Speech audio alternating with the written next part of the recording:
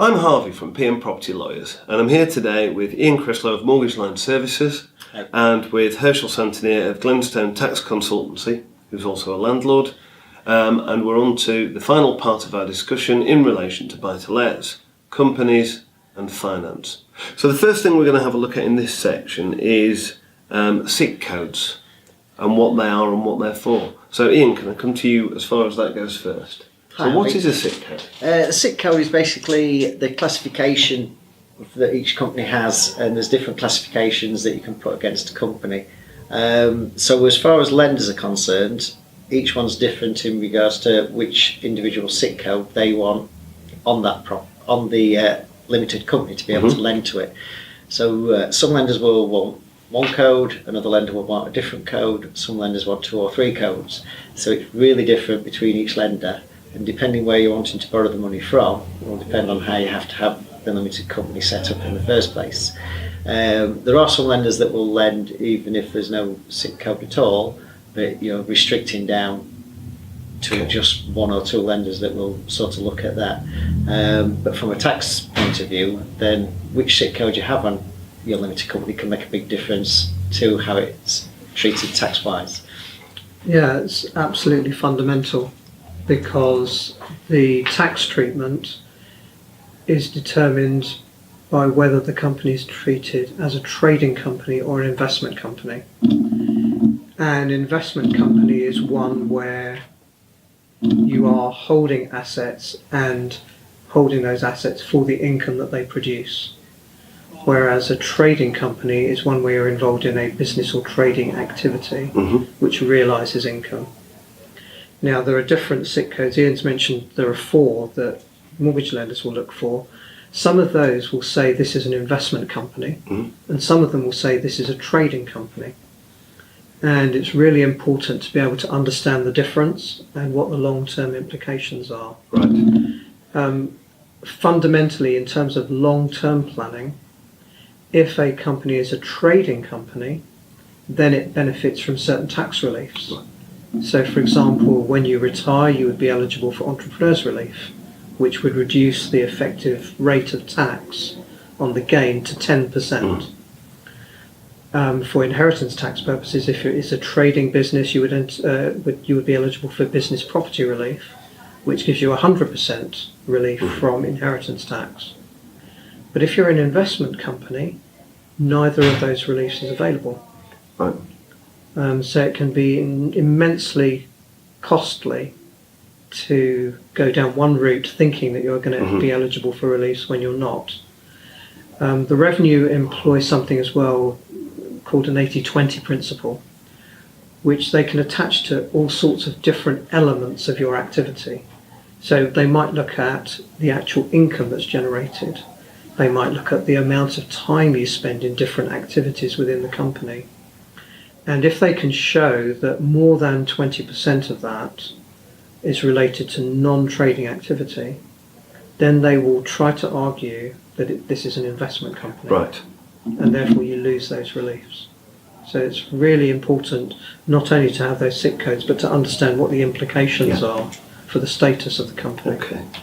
And also presumably to take advice in relation to what you've got within that company, so whether you've got mixed portfolios and things such as that. I think this is the thing again, that the advice at the start is what you're going to be doing with the portfolio now and in the future, that you don't have to just have the one limited company. If you want to, you could set up a number of limited companies and put different properties in different ones depending on what you're going to be doing with those properties going forward. Already seen one client with residential and commercial sat inside the same property limited company, and as Herschel probably advised, then that's probably not the best thing to do from a tax point of view. By holding both in the same vehicle, you could actually jeopardise the tax reliefs on the commercial element of it. So you would be better having those in separate vehicles. So again, it just shows that appropriate advice has to be taken as to your strategy at the outset. So moving on from that then, in terms of tax again at this point, so tax deductibility. We have clients that sometimes, let's say, look at it from two aspects of claiming potentially too much or not claiming enough. Herschel, what would your experience be as far as that's concerned? So there are a couple of things to mention initially. So, for example, when you're acquiring a property, if that's for the purposes of renting, I would minimise the amount of work you do on the property in order to put it into a position to let it, Mm-hmm. because those are treated as non-deductible expenses for tax purposes against the rental income anyway. They might be available against future disposal of that property. So if you can do the minimum of work so that it is still rentable, but if there is any other work that will take place whilst the tenant is in the building. So general repairs, all that sort of stuff is perfectly allowable. All your gas safety, electricity safety, EPC costs are allowable. Water rates, council tax, particularly if there's a void period and you're liable for council tax, that's okay. Any gas and electricity during those void periods is also okay.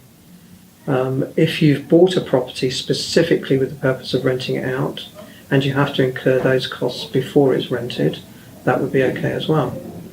Obviously all your insurances are fine. The interest element, at least partially over the next 3 years, will be relievable. The costs of services such as gardening, cleaning, anything like that will be okay. Cleaning obviously between changes in tenant are perfectly all right. The costs of raising finance. So if Ian arranges a remortgage or whatever and charges a fee, that's tax deductible. And lenders arrangement fees as well, and the valuation costs. Absolutely, all of those things are included. Letting agents and any management fees or tenant renewal fees are all okay. Inventory costs, if it's partially or fully furnished, then the cost of keeping the inventory up to date is also allowable. I mentioned void periods. Basically anything that happens in a void period, as long as it's preceded and followed by rental, then the expenses in that void period are allowable. Bank charges, a lot of people overlook bank charges, which are also available. Accountancy fees, obviously. Ground rents and service charges, direct costs. Now, a lot of people forget that they are buying stationery, printer cartridges, printers, computers, all to do with their property portfolio, and those are all allowable expenses. Some of the landlords that I deal with don't use a letting agent, they do things themselves. And so all of the advertising costs and the costs of actually marketing the property would be allowable. Vehicle costs, either as a proportion of their actual running costs, or they can use the statutory mileage rates that the revenue provide. Those are also okay. Training, where they're not acquiring new knowledge, but where it enhances what they're already doing with property. All of that is allowable. Subsistence, so a lot of landlords visit the properties and have to stay overnight. That's also okay. Some local authorities, I don't know if you've come across this very much, but Started charging. some local authorities are now licensing landlords so that they have some control over them. We've got that around here in certain places. Absolutely. So that is also an allowable expense, and that's often overlooked because you might pay a single sum for 5 years and then it automatically renews, or you renew it at the end of the 5 years. If I could put it in inverted commas, professional subscriptions, so memberships of the National Landlords Association, that sort of thing, and any legal fees for rent collection, which you would be aware of. So something some landlords aren't aware of is the fact that the old wear and tear allowance no longer applies. This is where you could claim 10% of the rents as wear and tear, where it's a fully furnished property. That's now been replaced on the renewals basis. So you can claim for renewing an item but not for having it there in the first place. Okay. So in our experience we do see that clients aren't aware of all of these things. So it is important to be aware of all the things that you can indeed claim for. So this brings us on to our final point of exit strategies. So from that perspective, Ian, would you like to start us off? Yeah, I think this is a big thing that most landlords tend to overlook, and what we're seeing a lot of is, obviously, in time gone past, then the landlords that built up the property portfolios in the 70s and the 80s, they themselves are now going into their 70s and their 80s, and their terms are coming to an end, where the mortgage is going to need to get paid back, because the majority are obviously on interest only, and somewhere along the line they're going to have to start either finding the money to pay these mortgages back, or finding a lender that will extend the term out into 110 years old, because there are lenders that will do a long term, even somebody in their 80s and the 90s, but you're restricting down the amount of lenders. But if they don't plan for this, they can get to the stage where if 4 or 5 mortgages are coming to an end in 1 year, they may have to sell quite a number of properties to be able to pay back the mortgages, but then they'll also be incurring lots of tax implications for selling a lot of properties in 1 year just to be able to pay back the lender from the original loan. So it's planning out how to build a portfolio, but you've also really got to plan out how to exit the portfolio, because it can't all just be done in one go, because it will have big tax implications. Okay. As to the tax implications, what would those be? And as general advice overall, what would you advise if somebody had a sizable portfolio and how to exit that? That's a really interesting question, because I'd like to just reinforce what Ian was saying, in that on a regular basis I come across landlords who think that the mortgage is an expense that they can take into account when they dispose of a property, and it's actually completely irrelevant for tax purposes. So you're looking at the difference between the cost of the property and what it's worth now, regardless of the mortgage. So many landlords have remortgaged and increased their mortgage, thinking that that's going to be an allowable expense when it comes to working out any tax liabilities. So that's a really important point. It is fundamental. We mentioned earlier about trading or investment status. If you're a trading company, then there are advantages in terms of your extraction, either on a sort of annual basis or when the business comes to an end. And so this is something that you need to prepare for right from the beginning in terms of your exit strategy, whether that is how am I going to draw down the profits, or how am I going to dispose of this company with all these assets in it. And obviously there are income tax implications, capital gains tax implications, and inheritance tax implications to all of those different strategies.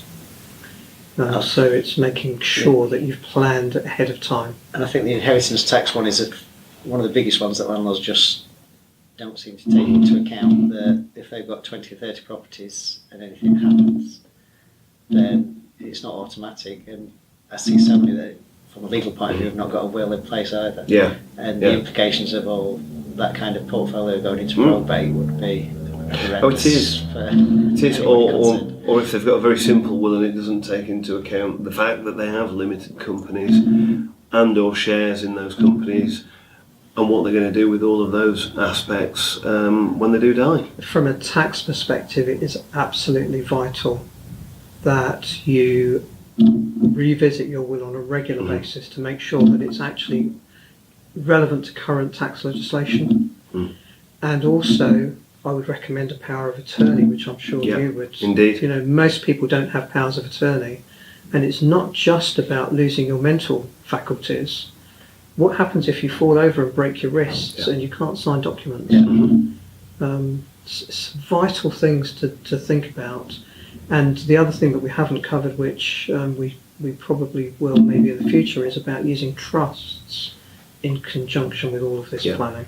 Indeed. So stay tuned for that on our next episode. For now, that just leaves me to thank Ian and to thank Herschel. Welcome. And if you have a look at our credits, the details of their companies and how to contact them will be there as well. Thanks.